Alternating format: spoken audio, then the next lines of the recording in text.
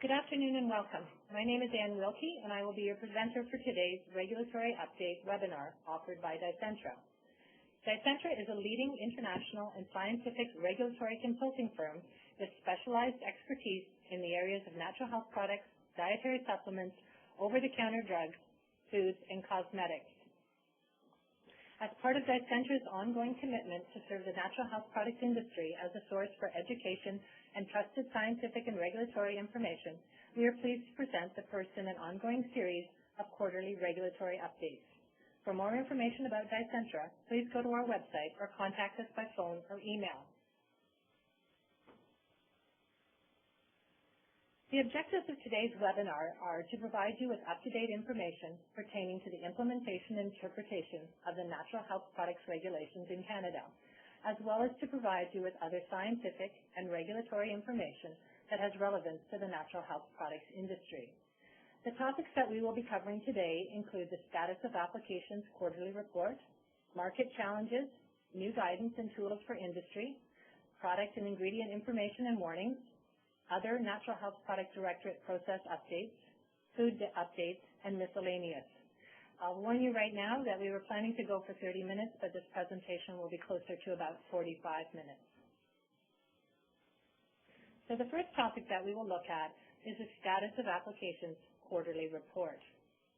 The Natural Health Products Directorate issues quarterly updates as to the status of product license applications and their progress in issuing licenses.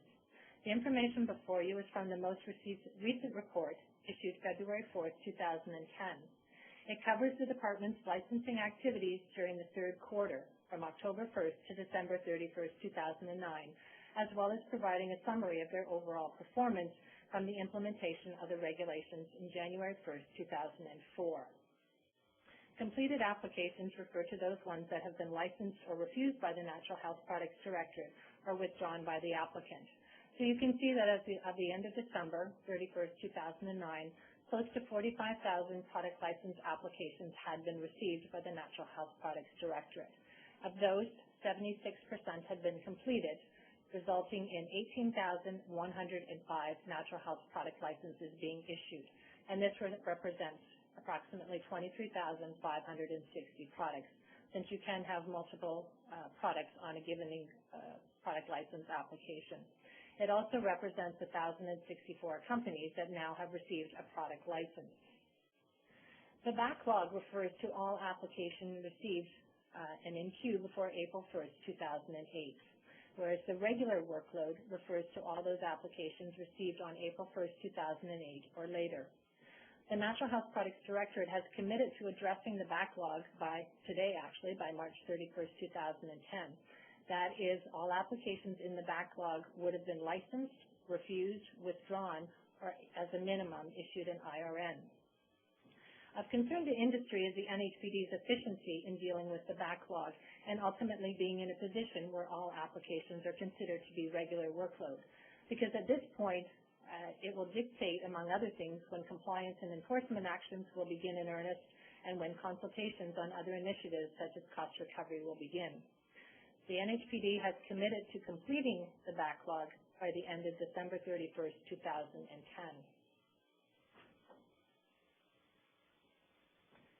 Information specific to the third quarter, you can see that during October to December, 3,619 product license applications were completed, resulting in the issuance of 2,315 product licenses. So it's approximately 64% of the applications reviewed, it resulted in licenses. 924 applications were refused and 380 applications were withdrawn. So some of the reasons applications were refused this quarter included almost half of them were refused when applicants did not respond to a request for further information. So they basically let the application die.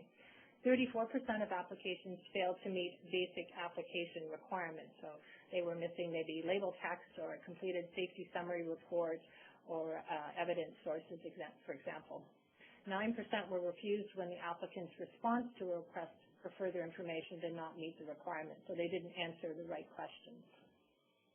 3% of the applications did not meet the definition of a natural health product.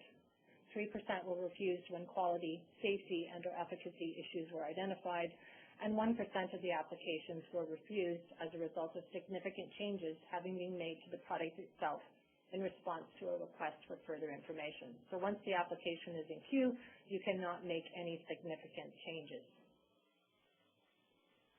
This information was supplied at a recent workshop in Toronto, a Natural Health Products Directorate workshop. So as of March 17th, you can see the numbers have risen. Almost 48,000 product license applications have been received by the Natural Health Products Directorate, and 37,000 assessments were completed. So we're still of concern, sitting at about a 53% licensing rate. So if we're looking at almost 50,000 applications in, we're only looking at about 25,000 licenses on the market. But also what's interesting is you can see that there's almost 80 new companies that have received a product license since the end of the third quarter. So moving on to the next topic of market challenges.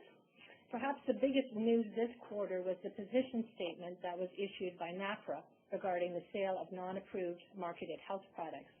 NAPRA, the National Association of Pharmacy Regulatory Authorities, is an umbrella organization representing the provincial pharmacy regulatory bodies across Canada. They set standards and attempt to harmonize regulatory positions and policies from coast to coast. However, in January of this year, they came out with a position statement saying that pharmacists should not sell a marketed health product without a drug identification number, natural product number, or drug identification number for homeopathic medicines. They did not want to put the pharmacists in a position of selling products that had not been approved by Health Canada. However, this has caused a significant uproar within the industry as pharmacies are selling more and more natural health products, and this type of position will eliminate those markets and prevent consumer access to a wide variety of products. Health Canada came out in February in response to NAPRA's position and basically said that this did not affect their compliance policy for natural health products, that they would continue to respond and target their compliance and enforcement efforts on those products that posed a risk to the health of Canadians. So basically, products could still be sold with a submission number. However, industry was not satisfied with the position that NAPRA had taken, nor were they satisfied with Health Canada's response, and a lot of lobbying and meetings have been held in the interim. So on March 18th of this month, Health Canada issued another letter saying that they were considering various options in order to support market stability, to provide assurance that products offered for sale are safe, effective, and high quality, and to enable consumer access to a wide variety of products. So they are looking at a number of ways to alleviate the situation, and the one that seems to be moving forward is a possible regulatory amendment. Now, it sounds like there may be something coming out for consultation in June of this year, but what that regulatory amendment might look like is anybody's guess at this moment. So on a positive note, though, the industry is involved in active discussions with Health Canada, with NAPRA, with the National Association, as well as with provincial regulatory bodies. So things are moving on that front. And moving on, we'll look at